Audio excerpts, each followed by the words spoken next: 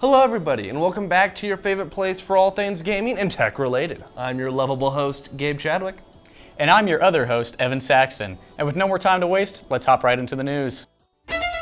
In Warsaw, it doesn't take much to find yourself in a predicament. It feels familiar, as I keep discovering how much has changed during my absence. I'm a Thaumaturge, and staring into the depths of the human soul is my craft. The Thaumaturge is an isometric, story-driven RPG set in 20th century Warsaw. Take on the role of Victor Solski, a Thaumaturge by birth who has been drugged back into the streets of Warsaw by family matters.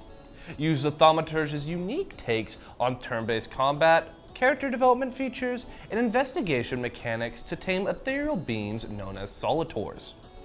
Make morally ambiguous choices that will shape your story as you try to forge a path as you use your powers of the Solitors to your advantage, to take down your adversaries. Grow your psychic powers when Thaumaturge releases for PC on March 4th. Welcome to Skull and Bones. Our game takes place during the golden age of piracy, in a world inspired by the beautiful yet dangerous Indian Ocean. You'll start your journey as an outcast, whose goal is to become the most infamous pirate to sail these treacherous waters. The first Quadruple-A game released on February 16th, Skull and Bones, an open-world game where you control your own pirate ship and conquer the seas, and developed by Ubisoft, has flopped on its release. Given the title the first Quadruple-A game by many, Skull and Bones has topped out at 2.4 stars and left fans wanting more. Skull and Bones promised to be the all-encompassing pirate game that many have been wanting ever since Sea of Thieves released. What it turned out to be was a ship-only based game with no first-person mode, no freedom to roam around your own ship, no unexplored islands to discover, no consequences, and no social hubs for players to meet or congregate. Players are reduced to PvE missions against enemies that, if you die too immediately, will ignore you on your respawn, which can be acquired for just a few silver. The game has also been reported to have one of the worst gameplay loops, with the endgame revolving around you doing the same delivery task over and over again. All in all, Ubisoft has left a bad taste for most of their fans, and many are just hoping to have another pirate game to come back along. And now to talk about Apple's biggest failure yet. The Apple Vision Pro has continued to tank in its reviews as the weeks go on, and reviews keep rolling on in. The headset continues to wave its red flags at full mast for potential buyers. The headset has a lot of cool tech, but unfortunately with cool tech comes weight. And the users complain that the headset is extremely forward heavy, leading to some nasty headaches. Also, battery life for the Vision Pro turns out to be extremely lackluster, lasting only around 2 hours, barely enough to watch a full film. Many have commented on Apple's advertisements for the Apple Vision Pro, showing users wearing their headset while interacting with friends and family, causing some to question with such a short battery life and the clunkiness of the headset if that's really even possible. And that's gonna wrap up our news for this week. Don't forget to like, subscribe, and leave a comment down below. Now let's watch some piping hot new packs.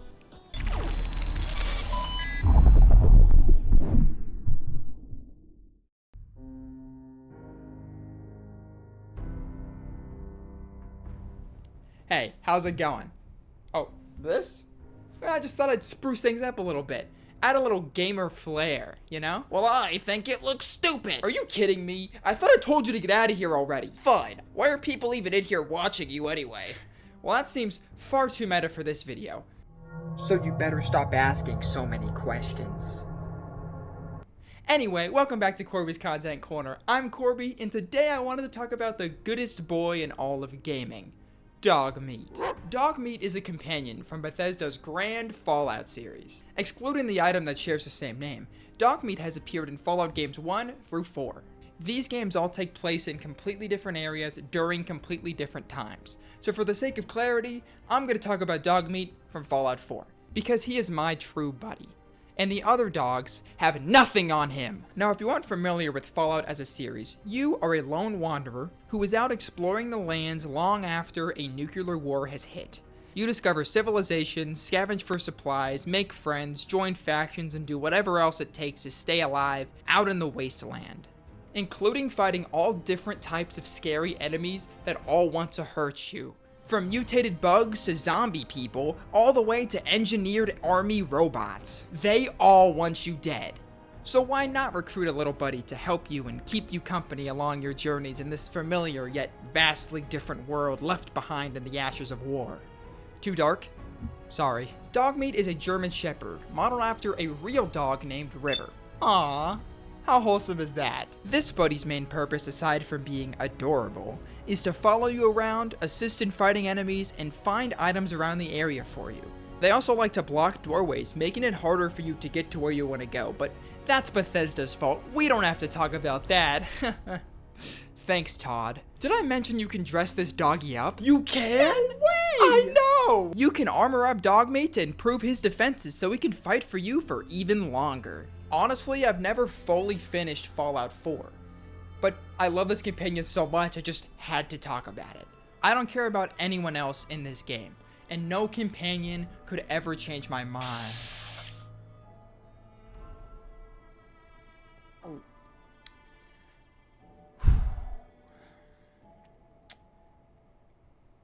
Dogmeat is my second favorite Fallout companion. Hey, don't say that! I didn't mean it! Come back! Where are you going? No! Watch out! What have I done?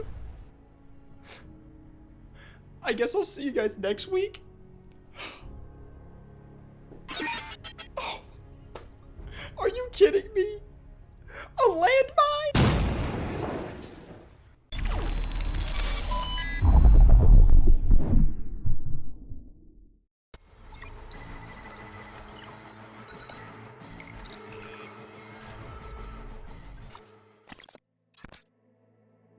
Betrayal.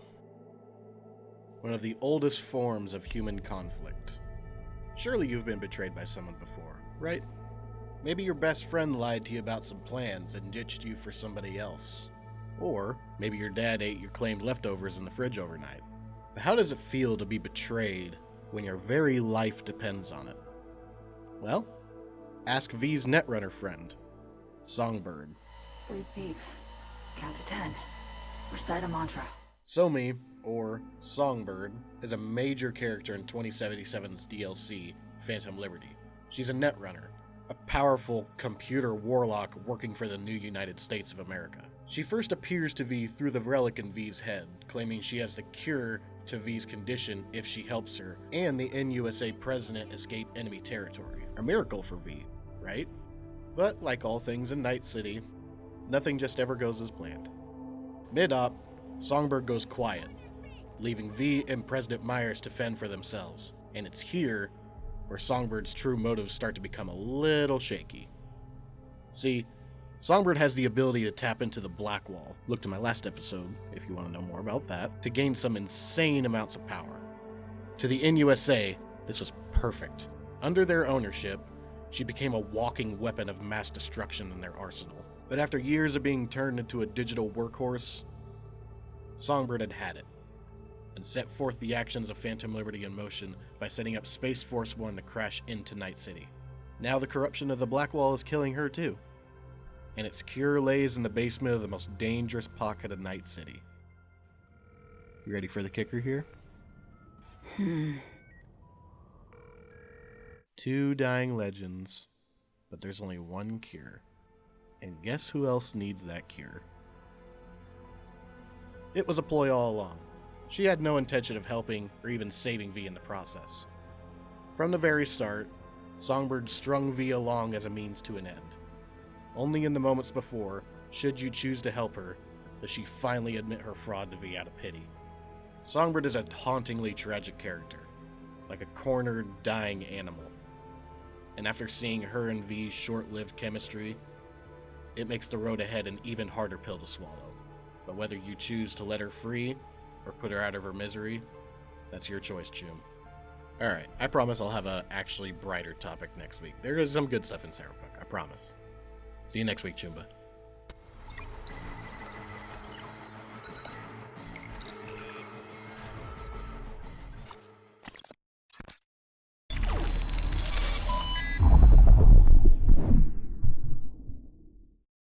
Running since 1971, broadcast 24 hours a day, 7 days a week, 365 days a year. featuring programs and news from National Public Radio as well as Americana, jazz, and classical music. KXCV 90.5 FM Maryville, KNRW 88.9 FM Chillicothe.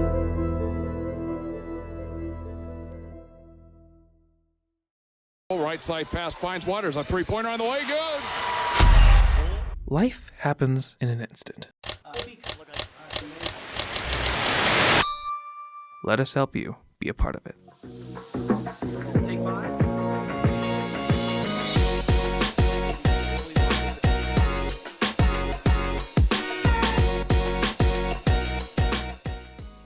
Live for you to enjoy.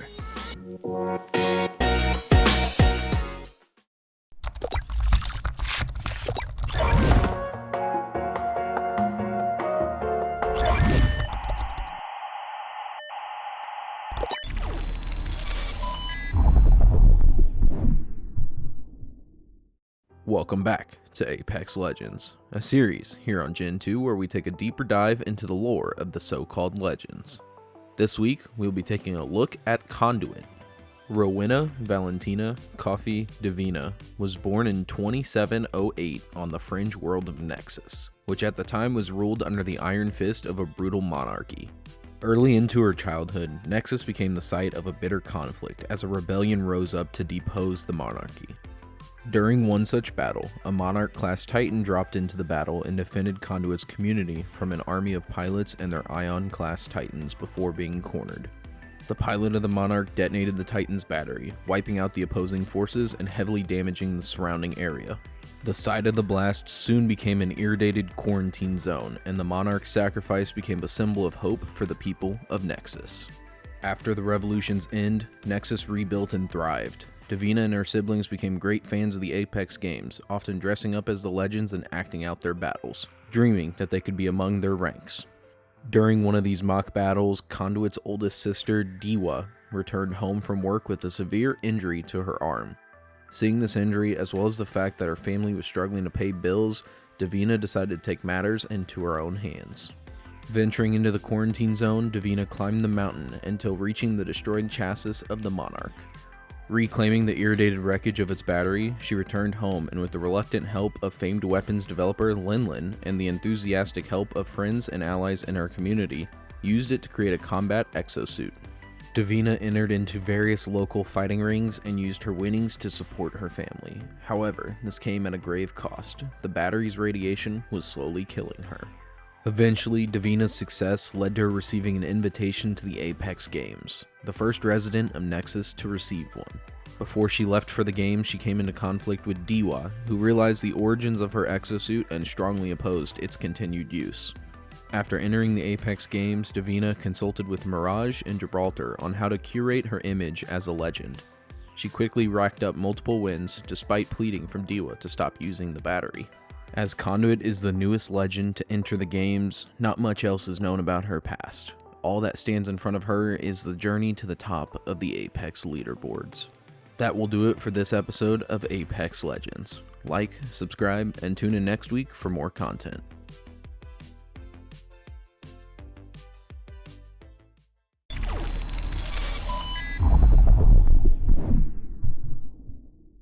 Evan. I just found the Quadruple-A Game material. What are you thinking? So I'm thinking that we have it like be about an alien that comes to Earth, crash lands, kind of. Some kids find them, they go on antics, and then This is sounding a lot like E.T. right now. Like the game. Are you basing it off the game? I may have taken some inspiration. The game that crashed the video game market in the 80s. You're going off of that. It failed once, it cannot fail again. Running it back? We're running it back. With Quadruple-A, what could go wrong though? I know. Well, I don't know. Let's figure it out. We gotta do it. Yeah, let's wait 2 weeks. Let's do this.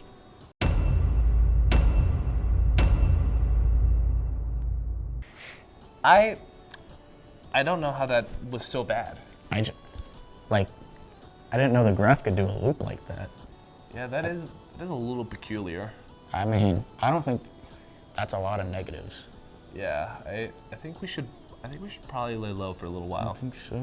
Yeah. Let's just agree not to talk, and let's go. I'll see you maybe again sometime. I'm gonna see my family in Bali. Yeah.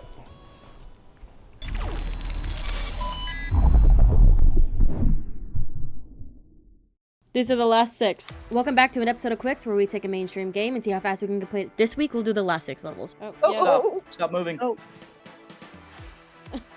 Dude, how are y'all losing to this guy? Get back here, get back here, get back here, get back here. Get back here. We're done. We're dead. Yes. Some of these people are not good at Tetris. Oh, no. I was going to fix it. I was going to fix it all. Sure. Yeah. No, get out of my way. Okay, No, move over. Sherry, no.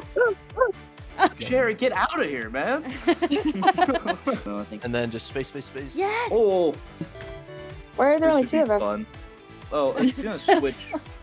Okay, Katie. Eventually, you're gonna reach a point where it's gonna swap players. You don't I get guess to we'll see. never find out. Come on, Nigel. Oh, no. Amanda, you can try. You can try. Oh, or not. Oh, are we? Go, Sherry. Go, Sherry. Yes. Pull, grab Wait. Amanda. Okay. Oh. Because I get Sherry. We're too powerful. Okay. No, Sherry. But then. And let Amanda be behind. Let Amanda be behind. No, what are you doing, Nigel? Why? Yeah. Cool. Oh, bye, Nigel. Hey. Loser. Bye, Sherry. No, you need to jump and shit. Man, go back.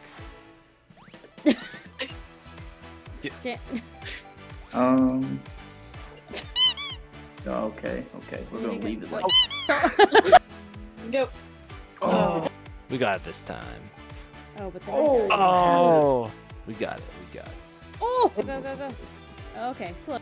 Y'all might want to spread Amanda. out. Okay, there goes Amanda. How, Oh. Dan? How? How? Honestly, yeah, that's just battle. I don't own it. I just suck. Okay, Katie died first. Oh, shut up. Don't blame everything on me. The game just favors Dan. You're on top of me! Okay, do you guys not see how many times Dan gets bumped and doesn't die? What the heck? Not your issue. It's your skill. Yeah. And that is not your skill. Pick carefully. Get out of there. Oh. I've died. I've died. Jump. Amanda ran out of border to work with, so she. So got a skill pushed. issue. Got it. Mm-hmm. Hey. Dan started it. What is it? Nigel, you've got to go. Yes. Yeah. Oh my gosh, look at us. If only Sherry was here. Sherry. Oh my gosh, okay, that was the end of it. That was quite a while. Thank you guys so much for watching. I hope to see you guys next time. Bye-bye. So speedy.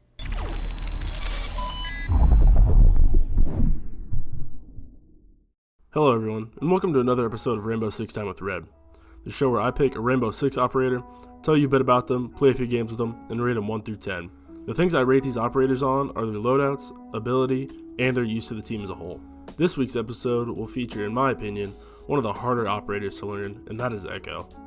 To me, his ability makes him hard to play because he can be used in so many different ways. Echo is a 2 health, 2 speed operator. His primary weapon options are the MP5 SD and the Supernova shotgun. For the most part, I use the MP5 SD over the shotgun, but on certain maps, I prefer the shotgun depending on which site we're defending. His secondary options are the Bearing 9 machine pistol and the P229 pistol. He has 2 different options for utility, impact grenades and a deployable shield. I use the impact grenades like 99% of the time, but if I'm using the shotgun, I'll go ahead and use the deployable shield. Echo's ability is his yokai drones, which shoot ultrasonic bursts to stun and disorient enemies. Echo really only has 3 main counters in the game, which are IQ, Dokkaebi, and Brava. IQ can scan for electronics, so she can see the drones wherever they are placed. Brava and Dokkaebi can hack Echo's drones, and if they're hacked by Dokkaebi, they can be used by both teams, and if they're hacked by Brava, they can only be used by the offensive team. Before I hop into some Echo gameplay, I'm going to give you guys a quick rundown on how I like to use Echo on Chalet, which is one of my favorite maps in the game. It's also a 3-story map, which I believe are the best kinds of maps to use an operator like Echo on. Alright, we're on the second floor sites on Chalet, and we're going to first start off in the B site. So I always come over here to this beam that goes across the room, throw my drone down. The best part about this spot is of all the vantage points you get. You get the main doors, the main window, all that good stuff. Through the A site room, and then I'll come over to this beam, toss my drone down, put it up there.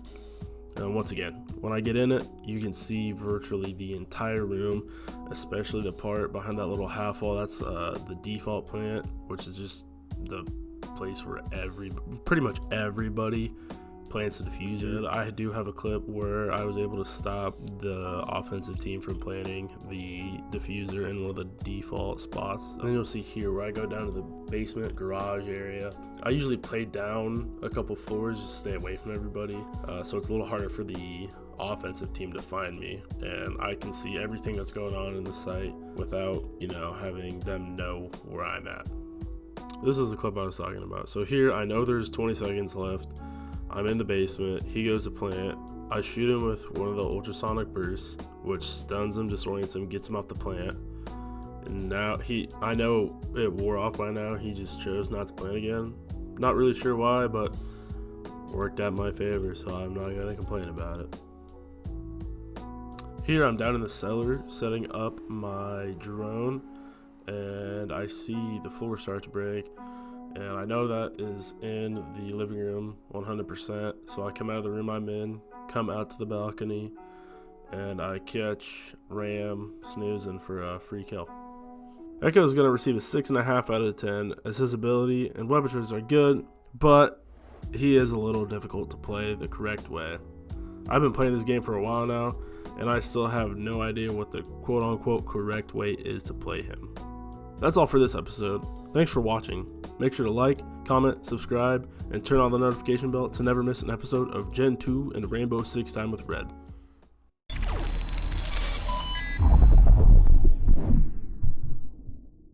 Unlike other organizations on and around campus, here, the students do it all. KNWT is a student-run and student-produced television station. To support this content, you can go to our YouTube channel at KNWT Channel 8. And watch the latest shows or even enjoy blasts from the past. Greetings, travelers, and welcome to Tales of the Dice Roll, a show centered around the journey of these daring heroes. My name is Aaron Moore, and I'm Shepard Gray. My name's Evan Saxton, and I'm playing Archibald Kavir. I'm Porter Williams, and I'm playing Meru. I'm Nicholas Rysak, and I'm playing Taruk Mbaku. I'm Jonas Pilat, and I'm the Dungeon Master. Will they succumb to their fate, or write their own story? Be sure to tune in Fridays at noon for this season of Pen and Paper.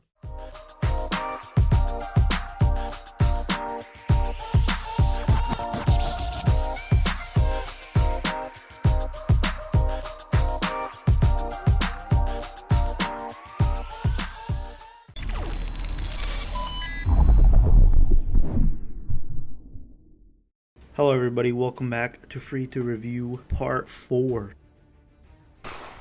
Today we're playing Mini Royale. It's a free battle royale game that I haven't tried yet, so hope you guys enjoy. Alright, apparently they have reviews blocked for some reason, so I guess we won't be reading any of them. Oh, I'm a pro already. Oh, where do I jump? I died. Oh!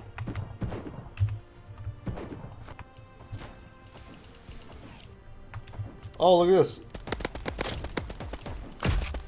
Oh, I got one. Oh no. Reload, reload. Got 2. Got 3.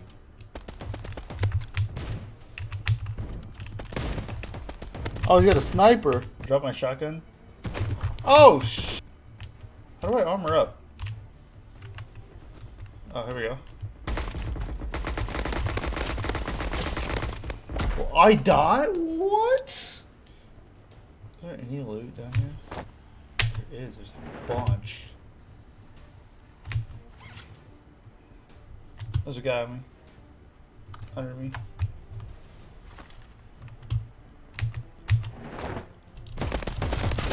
I'm getting shot by 3 different people, bro. All right, that wasn't terrible for my first game. What did he say? Is there people behind me? That's quite big. What? I didn't go far. Stop running, bro.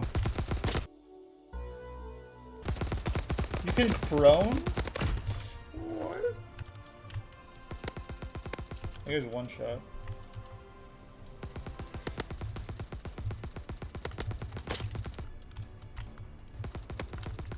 I fell. Oh my god, bro. Where? What is this, bro? Bro, like, where does he come from? Dot. Alright, well, this game was a lot of fun. I would definitely play it again. After playing a few matches, I know I suck, like, terribly, but it's a lot of fun, especially since it's in early access, but I think it's been in early access for like over a year. It's still a good game though. I'd definitely play it again. I need to get better on keyboard and mouse because I am straight garbage. But the Battle Royale is really fun. Overall, I think this game's an easy 10 out of 10.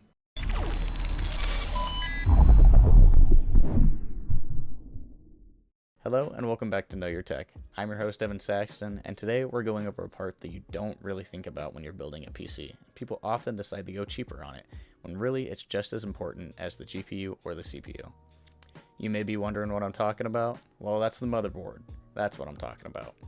Everyone always talks about what parts they are going to get and put in their PC, but seem to never do the research to see if the motherboard they are getting with everything is good or if it is even compatible with their parts. So let's dive right in and figure out what a good motherboard option is. When it comes to looking for a motherboard, you need to most of all make sure all your parts are compatible. Most slots are going to be universal, like the GPU or hard drives, but other parts need to be specifically fitted. CPUs are a good example of this because CPUs have threads that they use to connect to the motherboard. The slots for the threads might be different on the motherboard depending on the brand and age of the CPU and the motherboard itself. Some motherboards being flipped, having the threads on the board itself, and the CPU would have slots that would plug into these. These are usually Intel brand CPUs. Another problem most people won't even think about until they run into it is accessing and using the internet. Most motherboards do not have Wi-Fi capabilities, unless it is specifically stated in its store description, which means you'll need an Ethernet cable to directly connect to your router and your PC, leaving gamers stranded with a fully built PC but no way to play any multiplayer games. Now that we know a little more about motherboards, why don't we figure out what the best bang for your buck is? When looking around for motherboards, I was looking for 3 specific things about them. The first thing, price. The second, internet capabilities. And the third, part compatibility. For the sake of convenience, I chose AMD when it came to compatibility for the motherboard and CPU, just because I'm a little better with that rather than Intel. Overall, what I found to be the best choice is ASUS's Tomahawk B550. This is an amazing high-end motherboard, only costing about $150 if you want the base model with no Wi-Fi, meaning you have to use an Ethernet cable. For an additional $20 to $30, depending on where you buy from, you can get a model that has a built-in Wi-Fi adapter. I personally prefer using Ethernet cables because they allow you to get faster download speeds than Wi-Fi ever could, but the cord can be very inconvenient if your setup and router aren't in the same room. Looking at compatibility, the B550 is able to use any modern AMD CPUs in the Ryzen 5 series and up, allowing plenty of power for any modern gaming. Can we also just take a second to admire how beautiful this board is? So sleek and compact, with just a slight bit of color in the RGB corner. Truly beautiful. That's all I have this week for Know Your Tech. Sorry I can get to you Intel fans, but if you're using AMD, I hope you stop and take a look at this amazing motherboard if you ever need one. See you next time. Peace out.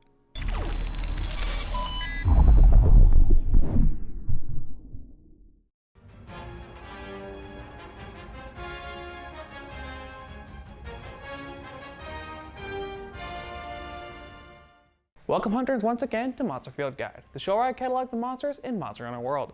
Today we're traveling to the desert in search of the large armored tyrant, Diablos. This monster is our first look into a monster from the old world, making its first appearance all the way back in the first Monster Hunter game back in 2003. This makes it an OG monster, which also means it's one of the simplest. But there's still plenty to learn from it. First, while it is classified as a flying wyvern, it can't fly. The best it can do is pop out of the ground, propelling itself with its wings, but we're not there yet. It boasts a massive armored body, from its club-like tail, plate-like scales, and its most defining feature, its large facial crest and pair of horns. So defining, in fact, that it's in the name. First is the Greek prefix die, meaning two. Next is Diablo, the Spanish word for devil. Basically, its name pretty much just means two-horned devil. And what might you do with these massive horns? If you guys stomp everything into the ground, you'd be right. Diablos are highly territorial, attacking just about anything that approaches on its turf. From hunters to barrel to other Diablos. Hell, even its own mate isn't safe. When female Diablos become pregnant, their scales turn black as a warning sign to literally every being to stay away, including the father of their children, driving away anything to protect itself and its children. While Diablos is too heavy to fly, that doesn't mean it doesn't have some extraordinary movement. For you see, while it may seem too bulky, Diablos' body plan is perfect for burrowing underground and launching itself towards opponents at high speed. Diablos will first dig into the sand with its small hands found on its wings and use that massive horns to push away any earth and stone in rapidly approaching anything it deems a threat. Wait, where did it go? Diablos is able to know exactly where its target is due to its increased sense of hearing. Once it's underground, it relies on the most likely panicked or enraged stomping or roaring of its foe to burrow right under them and strike them with their horns, often trying to finish off their opponent in one go. Diablos is very clearly visually inspired by dinosaurs, with the crest and horns ripped straight from a Triceratops on steroids to the armor plating and tail from a demonic Ankylosaurus. Much like the dinosaurs of Earth once did, Diablos rules the Wildspire Waste, an arid region with a desert and swampy lowlands. Now, dear viewer, with its massive size, aggression, and ginormous fangs, what do you think Diablos eats?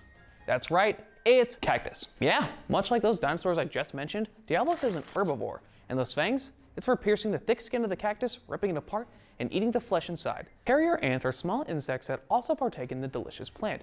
It would absolutely decimate Diablos' supply if it weren't for everyone's favorite boy, Baroth.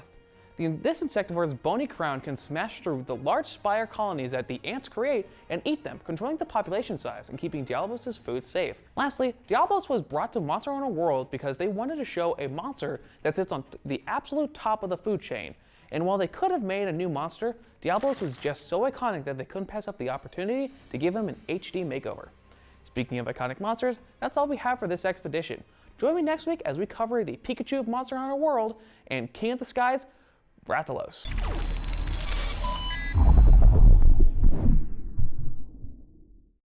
Thanks for watching this episode of Gentoo. If you like it, make sure to subscribe, like, and comment down below to not miss any future episodes. And make sure to definitely buy our Quadruple-A game.